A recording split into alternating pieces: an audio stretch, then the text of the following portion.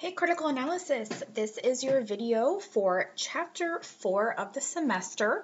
So we are already in week 6, so things are moving very quickly at this point.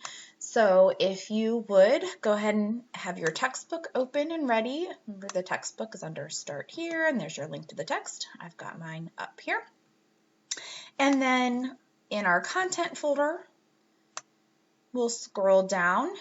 Again, we are in Chapter 4, Week 6 of the semester, so we're going to click in. As usual, you'll have just a quick intro, materials, and assignments. In the materials folder, there is a link to your PowerPoint, so you can have that up and going. I'm going to use that in just a minute.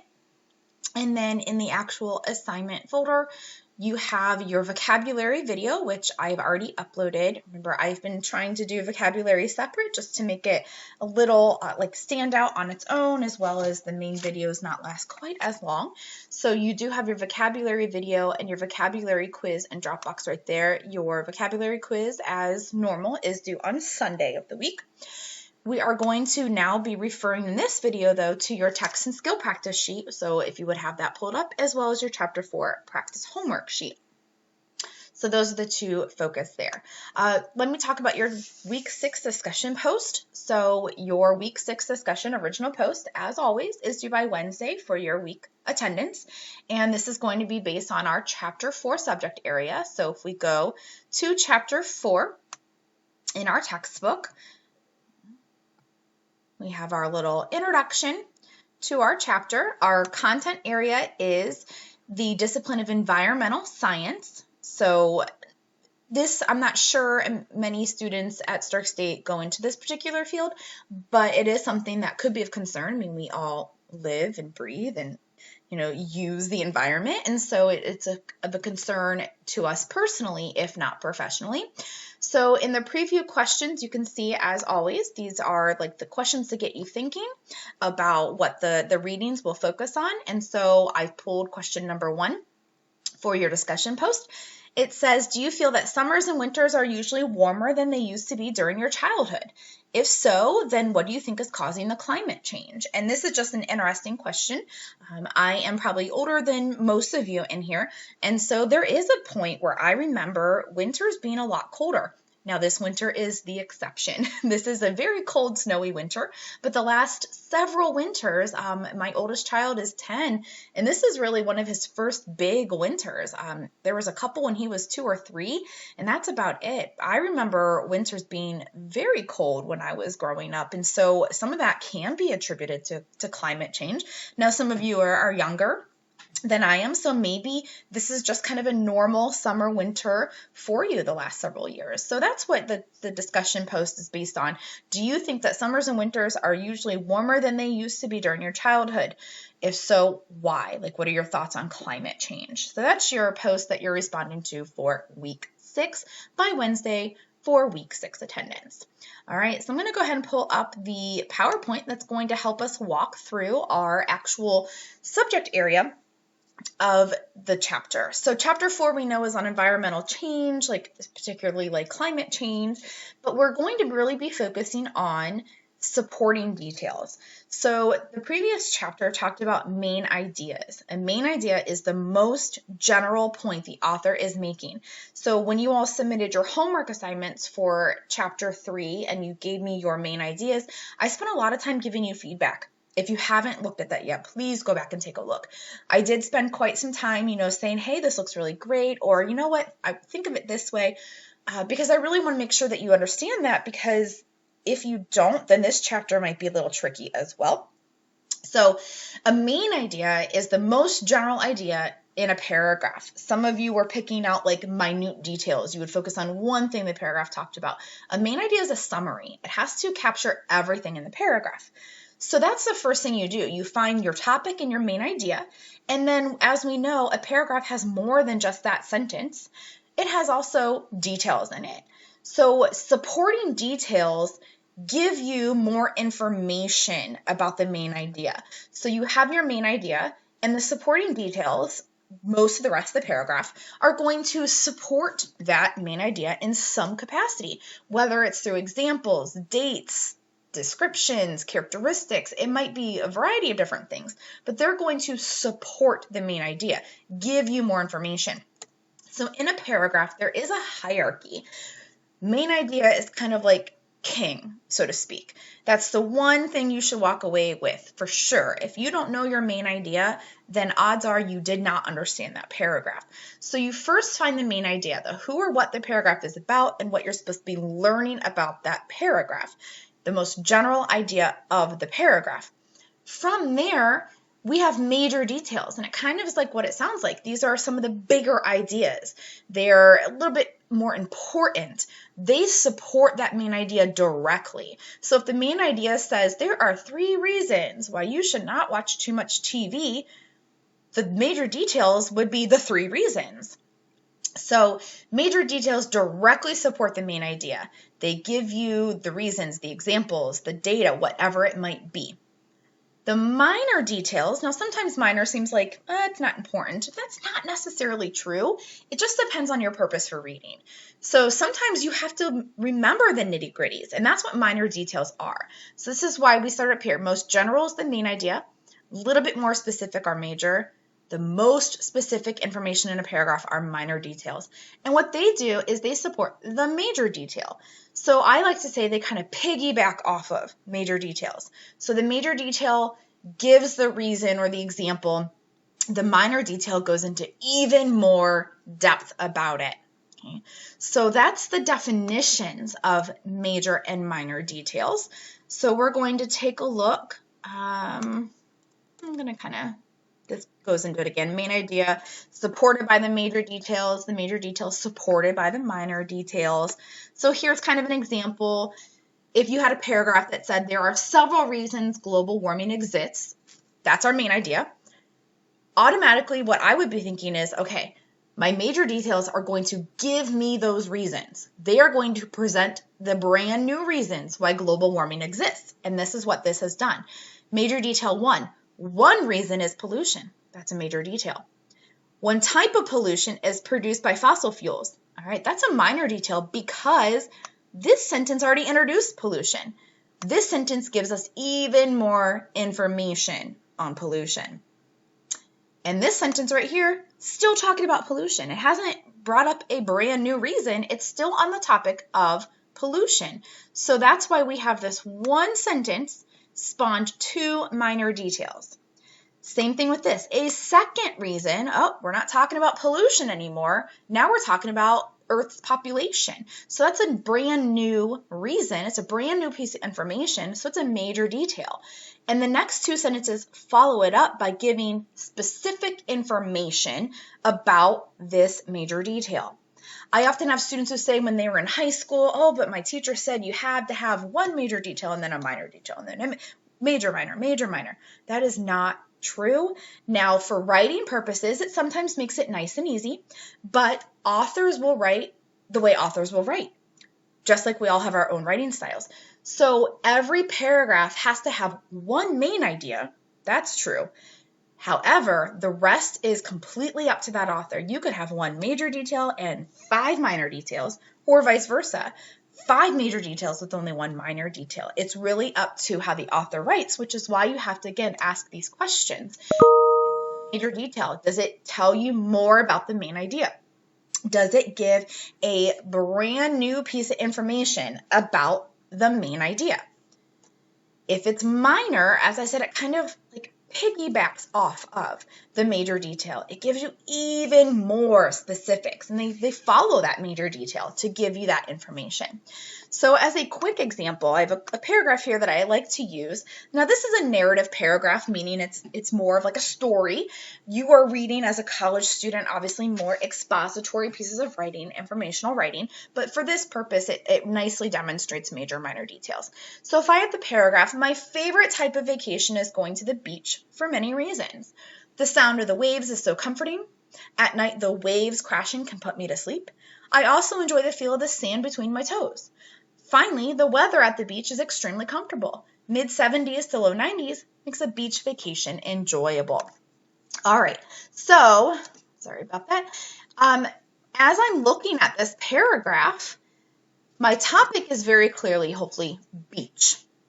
even though I only say it 3 times, it's enough to kind of get the point across that my topic is beach.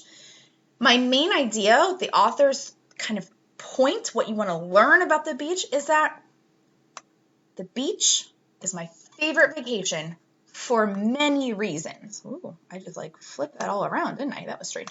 It's my favorite vacation for many reasons.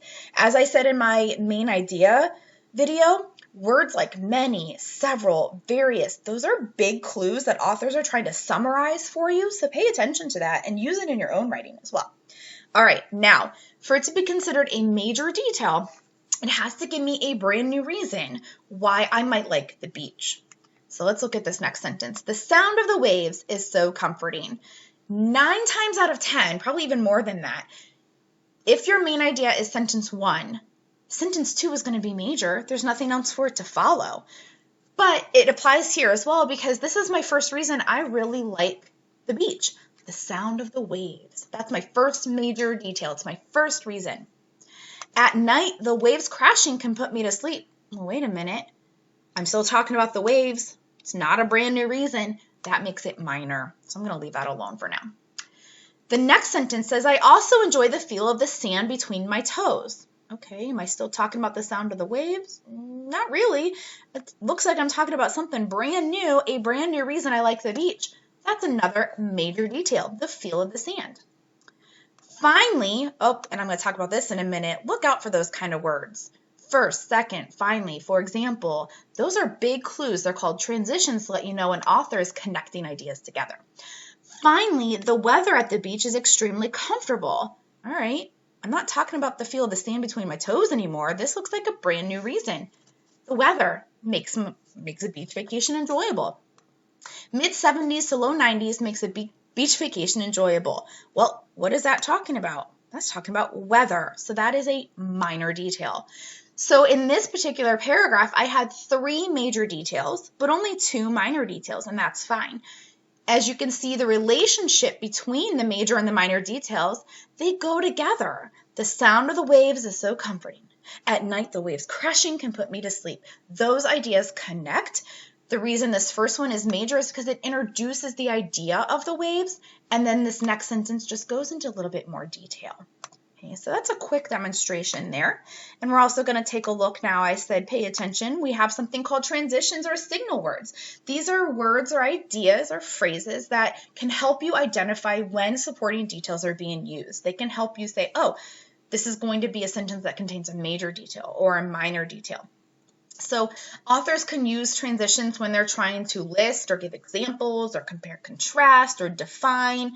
They may also use words like first, second, finally, also, moreover, for example. So just pay attention to these. The more that you hone in on these kind of words and phrases, the easier it might get for you to pick up on the fact that these authors are actually showing you how these ideas connect with one another.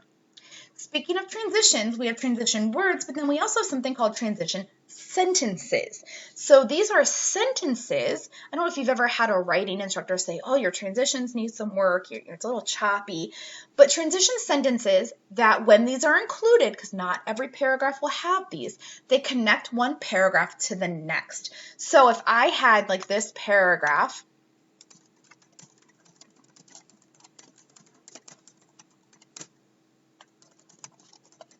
and I said, as you will see, I also enjoy the mountains. That tells me as a reader that, if I had a new paragraph there, this next paragraph is going to start talking about the mountains. So a transition sentence basically takes you from paragraph A to paragraph B. It allows you to connect ideas together. And authors might use phrases like in the next section, as you will see, upcoming, to let you know that, hey, we're going to transition now to another topic. Again, not every paragraph will have one of those, but it's good to be aware of what those are. And then finally, sometimes authors will throw in irrelevant sentences, and that just means it's not connected.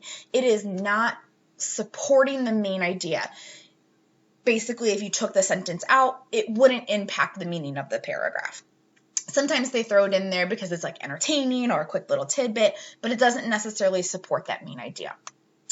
All right, the rest of these slides, if you need it, and I'm not going to necessarily go into depth with these, it's just talking about note taking and some basic, tips on how to take notes and some ways to make your note taking more enhanced. I know many of you are taking now, or you already have taken SSC 101 or IDS 115, and those are the classes that go a little bit more in depth with the note taking. So that is your major and minor detail lecture. This is usually a concept that is a little bit tricky for students, so I totally understand if you're kind of still thinking, oh, I don't 100% get it. Again, as some of you will know from face-to-face, I have lots of practices, lots of links, lots of sheets that if you want more practice, I can certainly give you those and give you feedback. I've had a couple Zoom or Collaborate sessions with some of you this past week to kind of one-on-one walk you through main idea. I am happy to do that with you for this concept in this chapter as well. Whatever you need to kind of get that extra support. As I've shared with a few of you, this is normally a class that's offered face-to-face, but because of COVID, it's more been transitioned to online, but it really does need some of that face-to-face support. Okay, so to give you more practice with supporting details, you are going to do this paragraph. There's 8 paragraphs rather. You're going to do this homework, and it says you're going to underline the main idea. So, whatever sentence you find the main idea, you're going to highlight it, and underline is just Control U. Okay, and then you're going to highlight the major details. So whenever you find a major detail, just highlight it like with your cursor, and then come up here and highlight. The minor details are going to be left alone. That's how I know you're identifying those as minor, because it's not going to be underlined or highlighted. So here I'm going to do 1, maybe 2 paragraphs with you, and then you'll have the rest on your own. So let's look at paragraph number 4 here. There are 3 reasons why Canada is one of the best countries in the world. First, Canada has an excellent healthcare system. All Canadians have access to medical services at a reasonable price. Second, Canada has a high standard of education. Students are taught by well-trained teachers and are encouraged to continue studying at university. Finally, Canada's cities are clean and efficiently managed. Canadian cities have many parks and lots of space for people to live. As a result, Canada is a desirable place to live. Okay, I love main ideas that do this. Hopefully you picked up on the fact that we're talking about Canada as our topic. Here is our main idea. It is the most general sentence. If I turned it into a question, it would answer the rest of that question in the paragraph. There are 3 reasons why Canada is one of the best countries in the world. What are the 3 reasons Canada is one of the best countries in the world? Well, we know the rest of the paragraph answers. I love this kind of paragraph because it tells me how many major details there are going to be. There are going to be 3. And it uses transition words. Hopefully you picked up on those as I read. First, second, finally. Even if I didn't, let's take a look. I know I'm looking for reasons why Canada is one of the best countries. First, Canada has excellent health care. All right. Hasn't been mentioned yet. That's our first benefit. That's our first reason they're a great country. They have great health care. All Canadians have access to medical services at a reasonable price. Okay, well, wait a minute. That's still talking about health care. That's not a brand new reason. I'm going to leave that alone. That's a minor detail. Second, again, using my keywords, my transition words, Canada has a high standard of education, all right? They're not talking about healthcare anymore. This is a brand new reason, so I'm going to highlight that as one of my major details. I accidentally grabbed that in there. Students are taught by well-trained teachers and encouraged to continue studying at university. Well, isn't that sentence still talking about education? So it piggybacked off of that sentence, so that's a minor detail. Finally, Canada's cities are clean and efficiently managed. All right, I'm not talking about education anymore. It's a brand new reason why Canada is great. Clean and efficiently managed cities. Canadian cities have many parks and lots of space for people to live. Oh, still talking about Canadian cities, so that is a minor detail. This last sentence, as a result, Canada is a desirable place to live. Honestly, we could do without that. It's almost a restatement of the main idea, but it's also irrelevant. If I took that out, wouldn't it change the meaning of the paragraph? So there is kind of an example there of an irrelevant sentence. Okay, so that's how you're going to break these down. let me take a look at, let's look at number 6. I'll do one more with you. A study at one prison shows that owning a pet can change a hardened prison inmate into a more caring person. Another study discovered that senior citizens, both those living alone and those in nursing homes, become more interested in life when they were given pets to care for. Even emotionally disturbed children have been observed to smile and react with interest if there's a cuddly kitten or puppy to hold. Animals, then, can be a means of therapy for many kinds of individuals. Hopefully, as I was reading that, you saw that, okay, we're talking about pets, we're talking about pets, we're talking about pets. Okay, this last sentence, then, uses the word animals instead of pets, but look how general that sentence is. Animals can be a means of therapy for many kinds of individuals. Remember, authors, when they want to summarize, will often use words like many, several, various. Not only that, if I turn that into a question, what do you mean animals can be used for therapy for many kinds of people? Well, the rest of the paragraph answers my question. Now, this is the measure that I'm going to use to see if something else is major or minor. If it's a major detail, it's going to give me the type of person who can benefit from animal therapy. So I'm going to go back up here. This is talking about prisoners. All right, that's the first kind of person who can benefit from animal therapy. That's a major detail. Well, hold on, another says senior citizens. Well, they're not talking about prisoners anymore. That's a brand new type of person who can benefit from animal therapy. I'm going to go ahead and say that's a major detail. Even emotionally disturbed children, again, has nothing to do with major detail, or excuse me, has nothing to do with the senior citizens or the prisoners. It's a brand new idea. So all three of those sentences are in fact major details. There are no minor details. Now let's say like right after this sentence it gave me more examples about prison inmates. Then yes, that would be a minor detail. So major details present brand new pieces of information regarding the main idea. They back it up, they give examples, they give whatever it might be. So for homework, you will do the same thing with the rest of these. I did 2 of them with you. You are going to read the paragraphs, underline the main idea, highlight the major details, leave the minor details alone. When you're done, you will Dropbox it into this area right here by Sunday. All right, let's go ahead and talk about your Chapter 4 Text and Skill practice sheet. So we're going to pull that up right here. I'm also going to be kind of toggling back and forth. So your very first section, Section A, wants you to read the story To Fight Global Warming, Some Hang a Clothesline. So I'm going to go back. Reading number 2. I'm just going to go right there. This is actually I think it's an interesting reading. So here's some pre-reading questions. Think about, have you ever hung laundry outside to dry? Is this a common practice for you? Is this something maybe your parents or grandparents did? So however you tend to do this, if you want to pause the video or, stop it completely and come back to it later, but read this article, To Fight Global Warming, Some Hang a Clothesline. Read this article. And it goes down to there. All right, hopefully you have now paused and read the article.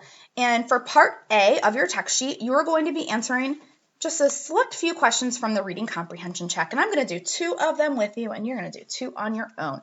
So in the text and skill practice sheet, you are answering questions 3, 4, 7, 9. I'm going to answer 3 and 4 with you. It says, what is the main idea of paragraph 4? I'm going to scroll back up to paragraph 4. Where I know my numbers are cut off a little bit from the screen right here. Excuse me, a clothesline. It strikes me that I haven't seen one since 1991 when I moved to Rolling Hills, California, a gated community about an hour south of Los Angeles. There are rolling hills, ranch houses, sweeping views of the ocean and rocky cliffs, plenty of room, but not a single visible clothesline. All right, so thinking about that paragraph, what does it seem like the main idea is? That it's fashionable, that the author misses clothesline, that there are no clothesline in this community, or they think that it's fresher than using a machine.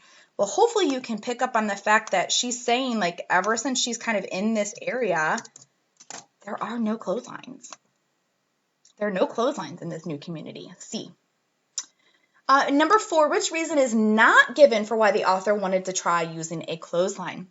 So hopefully as you read throughout, the author was talking about the fact that, hey, using clotheslines saves us a lot of money and energy. Could save literally us doing that. I know in Ohio it's kind of tough because we have winters like this sometimes, but it does save money and energy. And she did this with her mom, and she wanted to share this with her own daughter. So hopefully it's very obvious this is not a reason she wanted to try clothesline to show off to the neighbors. In fact, obviously it's not something that the neighbors seem to be doing.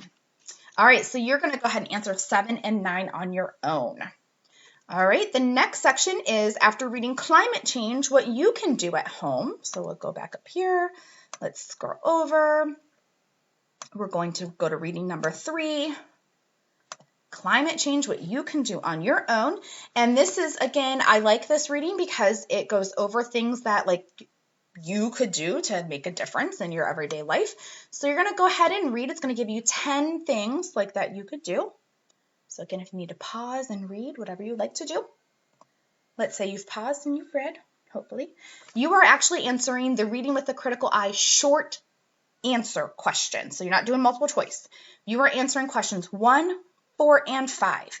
So 1, 4, and 5 right here. You are going to look at the list and which one would be the most sacrificial on your part? Which one would be the least sacrificial? Basically, what would be the hardest to do and what's the easiest to do for you? Question 4 says, the last item suggests it would be helpful to encourage others to conserve energy. How do you think your friends and family would react if you were like, hey, you need to do these things to conserve energy? And then 5, look at the list of 10 items again, and is there anything missing? Is there anything that you think should be added to help the environment? So that's what you're doing for part B. You're answering questions 1, 4, and 5 from that reading. All right, now for part 2A, we are going to go, there's certain passages we are going to read. Starts on page 176. So I'm going to go here, click right through here. Okay, here we go. So passage 1 on page 1 on here is clicked on 175. Sorry, sometimes the page numbers don't always line up. All right, this paragraph, I'm going to do this one with you, and we are looking now on this section here. I'm going to do passage 1, these 3 questions with you. You have to do passage 2 and passage 3 on your own. You can see you're only doing a couple of questions from those. So let's take a look at the paragraph. Biodiversity refers to the total number of species within an ecosystem and the resulting complexity of interactions among them. In short, it defines the biological richness of an ecosystem. Rainforests have the highest biodiversity of any ecosystem on Earth. Although rainforests cover only 6% of Earth's total land area, ecologists estimate that they are home to between 5 million and 8 million species, representing half to 2/3 of the world's total. For example, a recent survey of 2.5-acre site in the upper Amazon basin revealed 283 different species of trees, most of which were represented by a single individual. In a 3-mile, about 5 square kilometer, tract of rainforest in Peru, scientists counted more than 1,300 butterfly species and 600 bird species. For comparison, the entire U.S. is home to only 400 butterfly and 700 bird species. So if we look at what the main idea is, to me, 3 of those right away are just so specific. They can't be the main idea. 400 butterflies, 283 species, 8 million, those are so specific. Those are details. So this is our main idea. Of course, it's just part of it because you would typically have a full sentence there. But biodiversity is the rich flora and fauna of an ecosystem. That's our main idea there. So I would be writing or typing right there. Now it says the first major detail. So if I look, this is basically kind of telling us, got away from me there. This is basically telling us that, this is what biodiversity is. It's that rich flora and fauna. What's the first major detail? So if I physically look at that sentence, right after it, it says, wait, rainforests. So it's going to talk about rainforests have the highest biodiversity. That's my first major detail, that rainforests have the highest biodiversity. And that's basically right here, letter option D. All right, and then finally, which of the following is a minor detail? So what kind of tells us the itty-gritty information about kind of the rainforest? So if I look at my option, this is kind of a major detail. This is part of the main idea. This we already said was a major detail. So C is really a minor detail, and you can tell that because look how specific it is. It's really specific. It gives it nitty-gritty details. So number 3 is C. So your job now after that is to keep going, and you're going to read passage 2 and answer questions 1 and 2. And then you're going to read passage 3 and answer just question 2, which you might have to answer question 1 on your own first to get to that. All right, at the very end, we have Greening the Ghetto. It is another TED Talk. I'm just going to search it. There it is. It's a TED Talk. So when you search in Google, you should find it pretty quickly. You can, as I've always said, you can read the TED Talk, you can listen to the TED Talk, you can do a little bit of both, but in the text, it is just a little bit down here. There it is. After you read or listen to the TED Talk, you are answering questions. Scroll down. Reading with a critical eye, questions 1 and 4. So this asks at the beginning, talks about like connecting the puppy and her cause, like what is the connection there? And then number 4, what are green roofs and cool roofs? And what advantages do they offer? I will give you a tip because sometimes, even for me with these online books, it all runs together. So if you go to the search bar and type in, like for instance, the green roof, well, we know the TED Talk is right around here. So you could kind of go right to it, and that can help you if that's beneficial. So that's part 2A at the bottom. Answer those 2 questions. When you are done, you will submit inside this Dropbox by Sunday. As a quick review, you are doing by Wednesday for your week 6 attendance, your week 6 discussion post. You are also turning in by Sunday your vocabulary quiz. Make sure you watch the video up there for that. Your text and skill practice, and your Chapter 4 practice sheet. Please reach out if you need anything or have any additional questions on any of this information. Have a great week.